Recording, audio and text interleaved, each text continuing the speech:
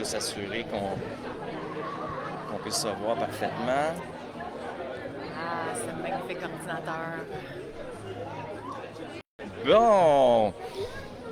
Michel, nous sommes là. On va se rétablir l'écran. OK, bon. Part 2, on se reprend. Deuxième épisode de la journée de ce 27 septembre 2024. Écoute, bon, on reprend ça. On se refixe. On se refixe. Oui, on se refixe. Écoute, on a le bonheur de recevoir une amie à moi, une grande musicienne. Écoute, Emmanuelle Caplette. Hey! Oui, Emmanuelle Caplette qui roule sa bosse. C'est une Sorelloise. OK, moi, j'ai fait mes devoirs. J'étais sur ma gig tantôt. Ouais. OK? Puis je me suis dit, et de un, elle est de passage ici au village d'Écluse. Il faut absolument qu'on la reçoive à notre micro, qu'elle vienne nous parler de ses influences, de son parcours. On sait que tu vis plein de choses extraordinaires actuellement. Tu es en tournée avec Rock Voisine. On aura la chance d'en parler.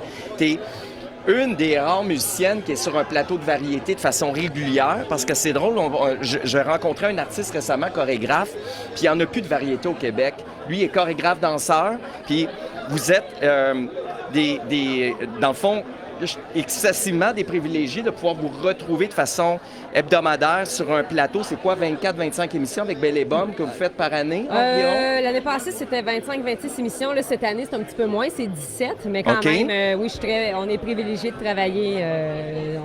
On remercie la vie, disons. Ouais. Ça, c'est les répètes. OK, donc si on part du début, écoute, Emmanuelle, tu viens de Sorel. Donc, toi, tu aurais pu, comme disait Fred Pellerin, aller dans les majorettes, mais non, toi, tu as essayé. Tu as été all-in. Mais j'en ai fait des majorettes. Ah, pour de vrai? Je l'ai fait 10 ans de temps. Oh, my God! En fait, c'est du corps de tambour éclairant. J'ai fait ça 10 ans de temps. Non, mais c'est ça. Puis après ça, j'ai switché à la batterie. C'était une continuité pour moi après mon secondaire. Mais je savais à 9 ans que je ferais ça dans la vie.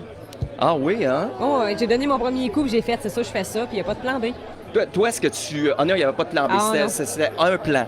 C'était un plan. Déjà dit, c'est la meilleure chose, hein, de ne pas avoir de plan B si tu n'as pas le choix de faire ton plan. Même si ma mère capotait au début, puis j'ai fait, garde, ça va être ça, puis j'aime mieux être pauvre que de faire de quoi que j'aime pas. Elle capotait pour ses oreilles ou pour ton avenir? Toutes ces réponses. Oui, c'est ça, je pense que c'était un petit peu tout ça, hein? Ouais. Mais écoute...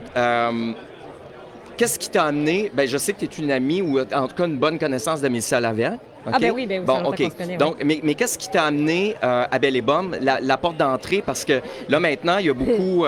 C'est long comme histoire. Oui, mais... Mais en fait, la vraie porte d'entrée qui m'a amené à Belle et Bomme, en fait, c'est que j'ai connu Normand en 2006, 2007. Puis c'est parce que j'ai envoyé, dans le temps, il n'y avait pas de Facebook puis ces affaires-là. Là. Fait que j'ai envoyé mon dossier de presse, pas épais, je sortais de l'université. J'avais pas d'expérience, puis je m'étais fait un démo DVD et je l'ai envoyé à tous les chefs d'orchestre, dont et lui, avec qui il travaille. Puis je me suis dit, je vais aller cogner aux portes parce que personne ne voulait m'aider. Donc, je l'ai fait tout seul comme une grande fille. Ah oui? Puis à un moment donné, il a reçu mon démo, puis il m'a appelé, puis j'ai fait le gala des Jutras. Dans le temps, c'était ça, mon premier contrat télé. Puis après ça, j'ai remplacé Tony Albino, qui était l'ancien batteur de Belle et Bomme. Il m'a appelé pour que je le remplace. Puis donc, je l'ai remplacé depuis 2009. Puis depuis 2020, il a quitté pour faire autre chose. Puis la production m'a appelé pour faire Belle et Bomme. Donc, ça fait 5 ans que je suis là. Donc maintenant, c'est de l'histoire. On te voit à toutes les semaines avec tous les artistes. Puis ça doit être excessivement enthousiasmant de rencontrer des artistes de tout acabit parce que c'est le fun. Tu peux être... c'est différents styles musicaux, là. Toujours, on sait auquel tu dois t'acclimater. Là. Exactement. Donc, il faut être versatile comme musicien, musicienne. On peut passer de l'africain à du punk rock, du world beat, du pop, du jazz.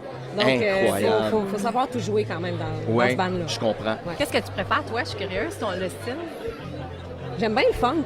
Oui, hein? Funk, jazz, fusion, c'est un peu ma tasse de thé, mais j'adore le pop aussi, tu sais. Mais j'aime ça un peu sortir de ma zone avec un peu de progressif. C'est le fun. Ah, c'est bon, ça.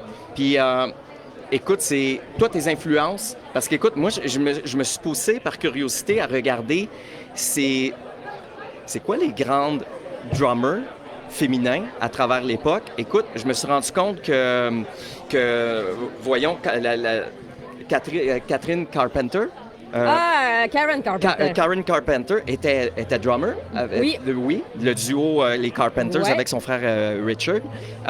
Écoute, il y en a plusieurs, mais là, actuellement, dans les tournées les plus lucratives, si on pense à Harry Styles, sa batteur, c'est une fille. Sarah Jones, puis écoute, c'est-tu quoi me fait penser à toi? Elle me fait penser à toi un petit peu dans le gabarit, au niveau de la physiologie. Ouais. Et la différence, c'est que toi, tu souris encore plus. Moi, si j'avais un trait caractéristique à nommer d'Emmanuelle, c'est que c'est un petit bout en train, mais toujours souriante. T'es là, puis mon Dieu, que t'as l'air d'être contente d'être là, toi. Ouais, j'ai pas l'air, je le suis. Non, je suis contente d'être là, j'aime ma job. Tu sais, je dis, comment veux-tu pas sourire quand, tu sais, on est censé sourire quand on fait une job qu'on aime. Absolument. C'est sûr que si tu lèves des poids de 400 livres, bon, ça se peut que ta face change, non, mais je veux dire, là, c'est pas ça. Effectivement. Mais écoute, il y a aussi Shania Twain qui a fait le choix d'avoir une batteur féminin. Elle se nomme Elijah Wood. Oui. Oui. Ah, ben oui, je la connais, elle. Oui, Elijah, oui. Elle est vraiment cool, elle aussi. Oui, absolument. Mais écoute, toi, dans tes influences, je sais que c'est très, très particulier parce que, corrige-moi si je me trompe, mais tu as souvent fait référence à Stuart Copeland de Police parce que tu as eu la chance de jouer d'ailleurs. Ouais. Hey, écoute, à quelque part, là, je me dis, si tu as été capable de convaincre Andy Summers, OK, le guitariste, parce que, bon, évidemment, de Police, on sait que Sting, on sait qu'il y a Stewart, mais Andy, il y a My God, attends une minute, c'est parce que lui, il jouait avec Stuart Copeland, puis là, Emmanuelle est allé jouer avec. My goodness. Ben oui, mais ça, c'est le beau côté des réseaux sociaux, puis de s'en servir comme il faut, puis les bonnes personnes qui voient le vrai travail, ben ils le reconnaissent. C'est pas juste de faire des petits covers. Je veux dire, c'est de bien les faire, puis de le faire avec des vrais musiciens, puis de le faire à sa sauce aussi, à sa saveur, puis les professionnels reconnaissent le travail que tu fais. Puis Andy m'a vu sur YouTube. OK. Puis il m'a invité à aller à faire une audition pour son projet. Il m'a fait flyer, tout le kit. J'habitais à Santa Monica.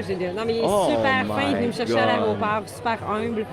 Puis, dans le fond, ce qu'il voulait savoir, c'est, tu sais, l'expression « what you see is what you get ». Oui. Bien, il dit « OK, là, c'est vraiment ça ». Parce que souvent, malheureusement, ce qu'on voit, c'est les gens, ils jouent pas tant pour de vrai, ils n'ont pas de sonorité. Puis, lui, il voulait juste voir si ce qu'il entendait à l'écran était vrai live, et c'était vrai. Donc, il a fait... après la première tourne, il a dit « T'as livré la marchandise. Ouais. My God, je savais tellement. Hey, mais écoute, sais-tu quoi? Moi, ce que je vois souvent... Une de mes...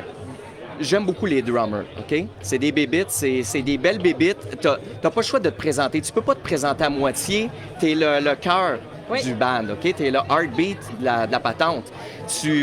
Le guitariste, il échappe un accord, à la limite, sont 2 ou 3 guitaristes ou des chords ou nomme ça comme tu voudras. À quelque part, le drummer ne peut pas se permettre de l'échapper. J'entendais Taylor Hawkins, malheureusement, feu Taylor Hawkins qui avait la pression sur les Foo Fighters puis qui nous a quittés trop rapidement, mais qui était dans le fond, écoute, il était le prolongement de Dave Grohl. Colin, Dave Grohl de Nirvana, t'arrives, toi, puis tu prends la place d'un des grands batteurs dans un rock band où il joue pendant 2 à 3 heures de temps, non-stop. Écoute, il peut pas, lui, pas se présenter. Parce que s'il échappe, ben tu pars à dérive, là. C'est le fort, le batteur, en quelque sorte. Absolument, mais c'est lui qui contrôle le bateau.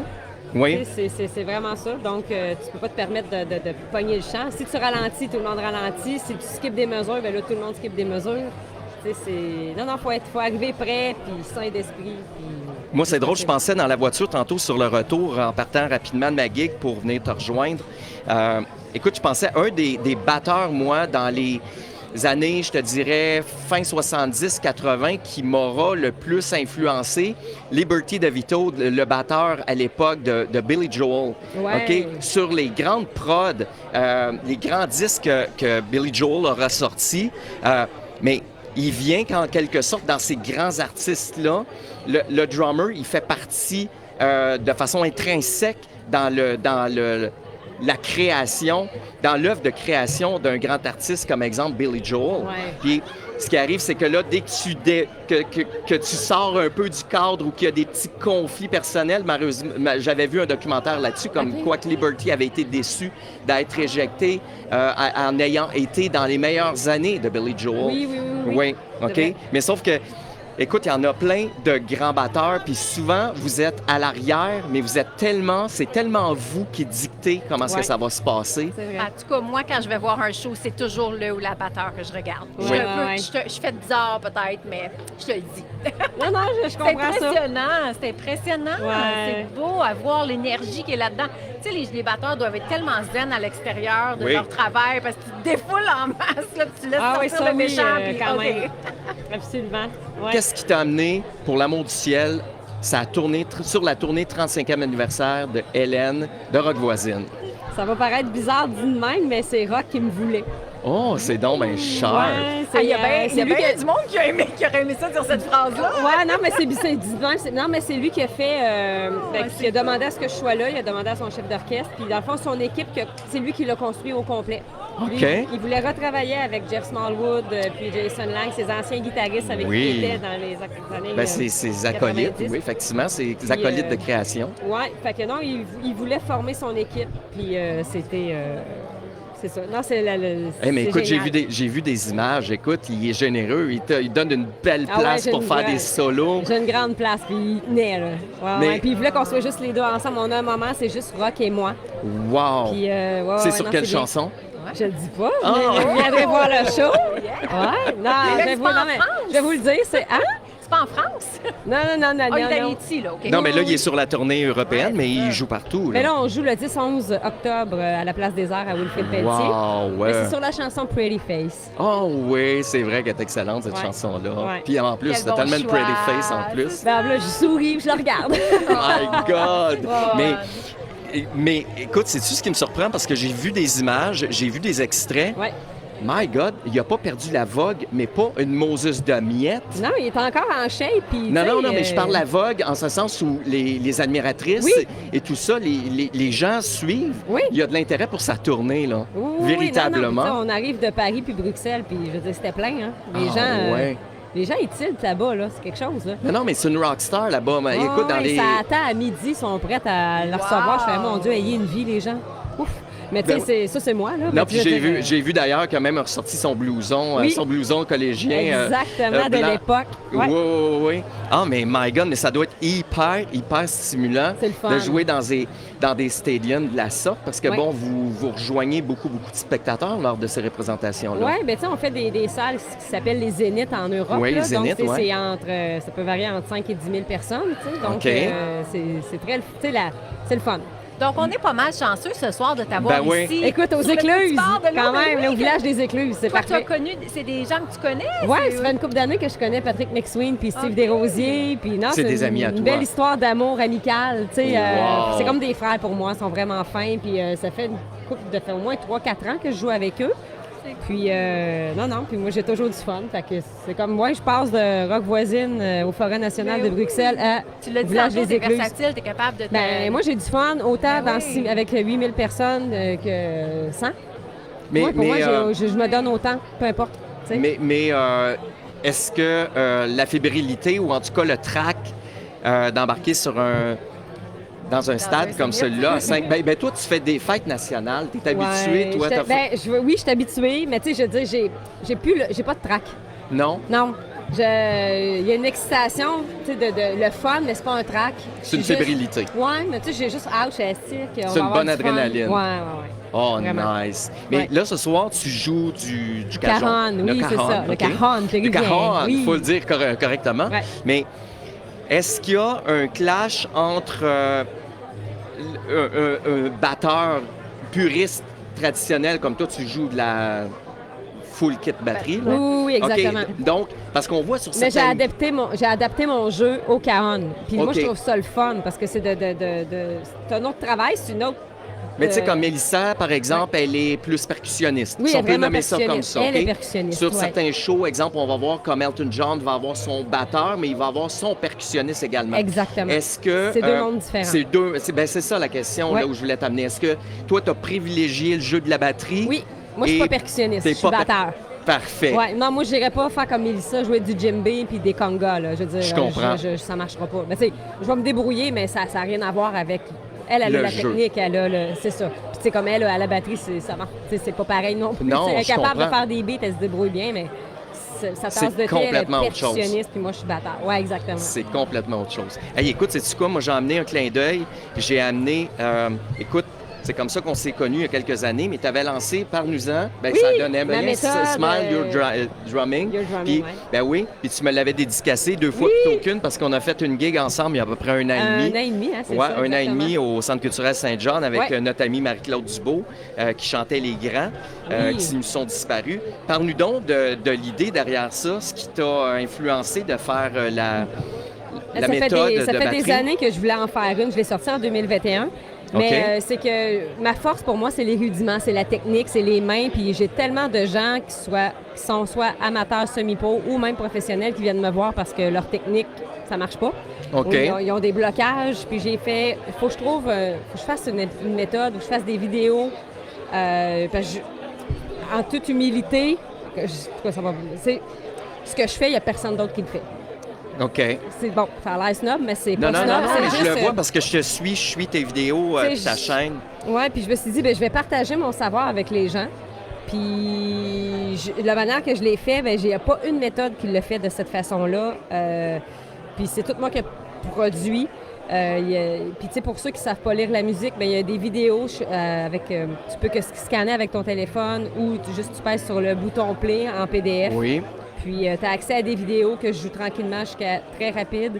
Mais c'est vraiment pour De façon améliorer. évolutive. Donc, tu peux y aller de façon progressive. Exactement, il y a plusieurs chapitres. Développer ta dextérité. Exactement, dextérité, interprétation, fluidité. Non, c'est ça, c'est Puis, vraiment un donc, autre pour level. ceux et celles qui voudraient se la procurer, cette méthode-là, on peut Oui. encore la retrouver, On peut la retrouver dans les Long & McQuaid, dans les magasins Oui. pour la copie physique. Puis sinon, c'est en PDF sur mon site internet emmanuelcaplette.com. Bon, on va mettre le lien de toute façon. Oui. OK, donc là, ce soir, tu es avec nous, tu nous fais le bonheur Oui. de jammer avec Big Brothers. Oui. Ben là, ta saison de Belle et Bomme est déjà amorcée. Oui, OK? Donc, pour celles et ceux qui veulent te suivre, c'est les samedis soirs, si je ne m'abuse, hein, sur exactement. Télé-Québec, Oui, à 9h le à soir. 21h. Oui. OK? Et tu retournes avec Rock quand? Oui, bien là, les prochaines dates avec Rock, c'est le 10-11 octobre à la Place des Arts, à la salle Wilfrid Pelletier, et le 7 décembre au Grand Théâtre de Québec. Mais là, j'ai vu tantôt qu'il y a déjà des dates de bouquets pour 2025, retour en Europe. Oui, là. retour en Europe, dans Oh le coin my de God. 28-29 mars, je Oui. crois. Je me rappelle plus. C'est même pas dans mon agenda encore, il faut que je le note. Ouais. On a une dizaine de dates, puis ensuite, on ne sait pas ce qui s'en vient. C'est ça, Vicky Rock a été malade au mois de mars dernier. Tout a été postpone, tout a été... Oui, a été remis. a été remis, donc c'est ça, on va voir comment ça se passe, mais ouais, non, c'est cool. Donc j'ai Belle et Bomme, c'est ça, toutes les semaines avec Rock, plus le show de New Orleans Blues que j'ai fait tout l'été, qu'on produit au Capitole de Québec. Wow, OK, t'arrêtes pas en 2 novembre. minutes. Ben, non, pas vraiment. Non, toi, t'es dans tes valises, mais en plus, tu voyages pas léger. Moi, je t'avais fait la blague quand je t'avais aidé à embarquer tes choses Oui. dans ta voiture. Je t'ai dit, ça te tentait pas, toi, de jouer de la flûte à bec, hein?